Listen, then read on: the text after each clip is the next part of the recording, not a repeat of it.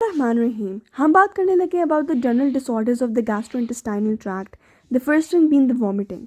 ठीक है, अब वॉमिटिंग में सीन ये है कि आपने एंटीपेरिस्टाल्सिस यानी आप the prelude to vomiting is separate and vomiting act is different. अगर आपसे वॉमिटिंग एक्ट पूछा तो आपने सिर्फ the steps of the vomiting act बताने हैं। ठीक है, अब सबसे पहले पढ़ते हैं कि वॉमिटिंग एक्चुअली है क्या। It is the means by which the upper gastrointestinal tract rids itself of its contents when almost any part of the upper tract becomes excessively irritated, over-distended, or even over-excitable. Excessive distension or irritation of the duodenum provides an especially strong stimulus for vomiting. तो ख़ास तौर पर उन्होंने किसकी बात कर दी, duodenum का जिक्र कर दिया कि ख़ास तौर पर अगर ड्यूडेनम की एक्सेसिव डिस्टेंशन है या इरिटेशन है ना, तो that is going to provide a very strong stimulus for vomiting. अब सीन क्या होता है, आपके जो सेंसरी सिग्नल्स हैं दैट इनिशिएट वॉमिटिंग, उन्होंने ओरिजिनेट करना है from the pharynx, oesophagus, stomach and the upper portions of your small intestine. ठीक है, अब ये हम साथ साथ फिगर को भी देखते जाएंगे। ये देखो, वो बता रहे हैं कि ये आपके जो सिग्नल्स आ रहे हैं ना, वो एक्चुअली आपके oesophagus, stomach and the upper portion of your small intestine, chiefly being the duodenum, यहाँ से सिग्नल ने जाना है।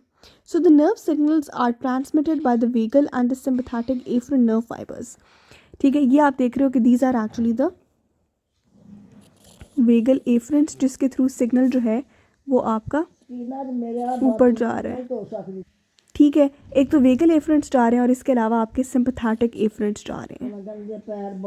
अच्छा, तो इस सिग्नल ने कैसे जाना है, by the vagal and the sympathetic afferent nerve fibres to the multiple distributed nuclei in the brain stem.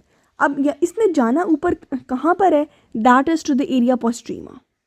ठीक है, यहाँ पर इन्होंने कहा है this is the vomiting centre. ठीक है, ये वॉमिटिंग सेंटर है। ठीक है, तो बेसिकली इन्होंने क्या बताया, that is to multiple distributed nuclei in the brainstem, especially the area prostrema, that all together are called as the vomiting center.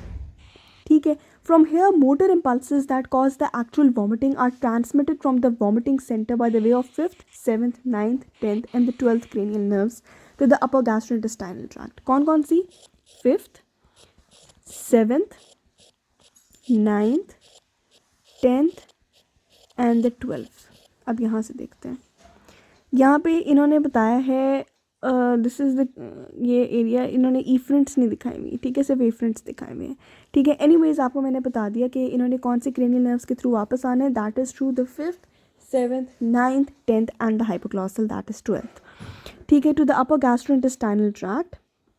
From here, motor impulses that cause the actual vomiting are transmitted from the vomiting center by way of these to the upper gastrointestinal tract through the vagal and sympathetic nerves to the lower tract and through the spinal nerves to the diaphragm and अच्छा, the scene is very specific।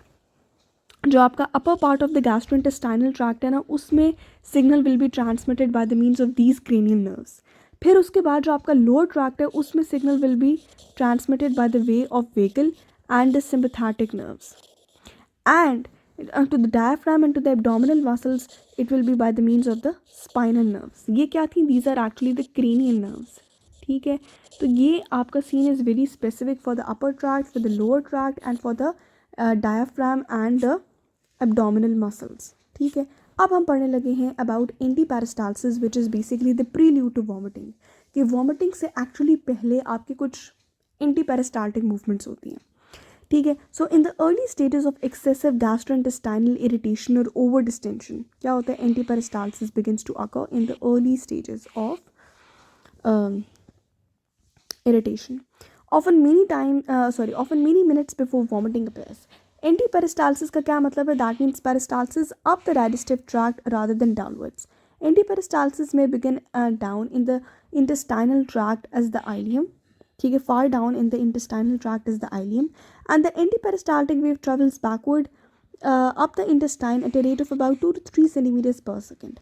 This process actually push a large share of the lower small intestine contents all the way up to the duodenum and the stomach within 3 to 5 minutes. Thus, as the upper portions of the gastrointestinal tract, especially the duodenum, become overly distended, this distension becomes the exciting factor that initiates the actual vomiting act. At the onset of vomiting, strong intrinsic contractions occur both in the duodenum and the stomach, along with the partial relaxation, ठीक है, of the esophageal stomach sphincter। ठीक है, gastroesophageal sphincter भी कहते हैं। सो onset of vomiting में intrinsic contractions ने start होना आपके ड्यूडेनम और स्टमक में, और उसके साथ साथ आपकी रिलैक्सेशन हो जानी है आपके गैस्ट्रोएसोफेगल स्फिंक्टर को, thus allowing the vomitus to begin moving from the stomach into the esophagus. From here, specific vomiting act involving the abdominal muscles takes over and expels the vomitus to the exterior is explained below. अब हम पढ़ने लगे हैं the actual vomiting act. Prelude to vomiting में तो उन्होंने सिर्फ rate बताया है, that is 2 to 3 centimetres per minute, I think yes per second, ठीक है। और फिर उसके बाद उन्होंने बताया कि इसमें it can be many minutes before the actual vomiting act. इसमें कितना टाइम लगना है, दैट इज़ 3 to 5 minutes लगने। Duodenum when it becomes overly distended, that becomes the exciting factor and that will lead to intrinsic contractions in the duodenum and the stomach with the reflexive relaxation of the gastroesophageal sphincter. ठीक है, अब हम पढ़ने लगे about the vomiting act. Once the vomiting center has been sufficiently stimulated and the vomiting act has been instituted, the effects are taking a deep breath. ठीक है, जब हमने डेफिकेशन पढ़ी थी उसमें भी पहला काम ये था कि नेक काम करने से पहले गहरा सांस लें, ठीक है। उसके बाद हमारे पास क्या है, that is the raising of the hyoid bone and the larynx to pull the upper oesophageal sphincter open, ठीक है। यानी कि आपकी हायोइड बोन लेरिंग्स ऊपर एलिवेट होगा और आपका अपर एसोफेगियल स्फिंक्टर रिलैक्स हो जाएगा। उसके बाद हमारे पास क्या है, that is the closing of the glottis to prevent the vomitus flow into the lungs, ठीक है। तो जिससे आपने लेरिंग्स को एलिवेट किया, उसका ग्लॉटिस जो है, ग्लॉटिस एपिग्लॉटिस पे जाके लग जाएगा and that will prevent the vomitus from flowing into the lungs. Lifting of the soft palate to close the posterior nares, ठीक है, नोज में ना जाए। नेक्स्ट क्या होता है, comes downward contraction of the diaphragm, ठीक है। आपके डायफ्राम की डाउनवर्ड कॉन्ट्रैक्शन होती है along with the simultaneous contraction of all the abdominal wall muscles, which squeezes the stomach between the diaphragm and the abdominal muscles, building intra-gastric pressure to a high level. Finally, आपका lower esophageal sphincter वो completely relax हो जाता है। Lower esophageal sphincter is the gastroesophageal sphincter which relaxes completely, allowing the expulsion of the gastric contents upwards through the esophagus, ठीक है। Thus, the vomiting act results from a squeezing action of the muscles of the abdomen, associated with the simultaneous contraction of the stomach wall and the opening of the esophageal sphincters, ठीक है। अब मैं आपको story सुनाती हूँ। सबसे पहले आपने गहरा सांस लेना है, ठीक है, और साथ ही आपकी हायोइड बोन ने अरेज हो जाना है, आपका लेरिंग्स ने एलिवेट हो जाना है और उसने ग्लॉटिस को एपिग्लॉटिस के साथ कर देना है क्लोज, ठीक है। यानी कि आपका वॉमिटिस जो है वो आपके लंग्स या आपके ट्रेकिया में ना जाए। फिर उसके बाद क्या होता है, lifting of the soft palette.